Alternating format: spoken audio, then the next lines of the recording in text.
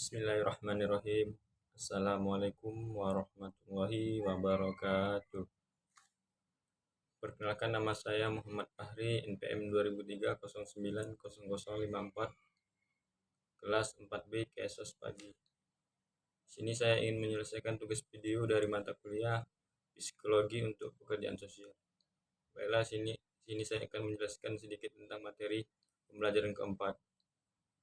Psikoterapi atau sering disebut dengan terapi bicara atau terapi psikologi adalah metode umum yang digunakan untuk menangani berbagai gangguan mental dan masalah emosional. Metode ini diberikan oleh seorang terapis profesional yang ahli di bidang kesehatan mental seperti psikolog atau psikiater. Karena psikolog bukan dokter, psikolog tidak bisa meresepkan obat. Layanan pengobatan yang diberikan oleh psikolog hanya seputar konsultasi dan psikoterapi psikologis yang berfokus pada hubungan antar akar masalah pola pikir dan perilaku. Cara kerja dari psikoterapi adalah dengan mengembangkan kesadaran diri penyebab masalah, kemudian memahami proses berpikir dan mengubah perilaku dengan cara penerapan sistem baru. Nantinya, proses ini bertujuan untuk mengubah pikiran, perasaan, dan tingkah laku yang semuanya berpusat dari cara kerja otak kita. Berikut ini adalah beberapa terapi yang tersedia untuk klien pekerjaan sosial. Yang pertama, terapi behavioris. Terapi ini didasarkan pada prinsip pengkondisian tanggapan klien, secara efektif memanipulasi pilihan sehingga terjadi perilaku positif. Terapi lain yang tersedia untuk klien pekerjaan sosial adalah biofeedback. Terapi ini biasanya digunakan dengan orang-orang yang telah dirujuk untuk bantuan profesional karena mereka sangat cemas. Yang kedua, terapi humanis. Carl Rogers mengusulkan model terapi egaliter di mana terapis tidak berada di atas klien, tetapi bersama dengan klien. Empati adalah aspek yang sangat penting dari cara Rogerian.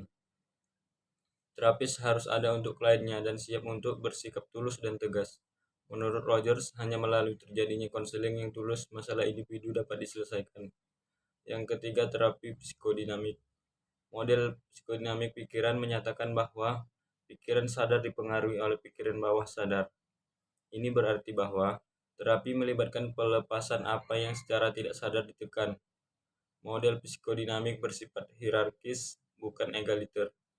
Terapis maha tahu berada dalam posisi berkuasa atas kliennya, sebuah karakteristik yang dapat dianggap bertentangan dengan pendekatan kesetaraan Carl Rogers. Yang keempat, terapi kognitif. Psikolog kognitif menekankan pentingnya mempelajari apa yang terjadi setelah rangsangan tetapi sebelum reaksi. Mereka tertarik pada proses dalam pikiran yang menghasilkan pikiran, bukan dalam arti biologis, tapi dalam hal proses kognitif. Dan yang kelima, terapi biologis. Psikologi biologis mencoba memahami pikiran manusia dengan menerapkan prinsip-prinsip ilmiah barat tradisional. Terapi didasarkan pada gagasan bahwa proses berpikir ditentukan oleh sifat genetik dan hormonal otak. Juga diusulkan bahwa proses berpikir dapat dipengaruhi oleh terapi obat. Manusia adalah kompleks dan meskipun mereka memiliki kebutuhan yang sama dengan orang lain, interpretasi kebutuhan dapat menjadi khusus bagi individu. Ini berarti bahwa terapi psikologis yang telah digariskan memiliki penerapan yang terbatas. Baiklah, hanya itu yang dapat saya jelaskan. Lebih dan kurang saya mohon maaf. Bila bisa bil haq, fastabiqul khairat. Wassalamualaikum warahmatullahi wabarakatuh.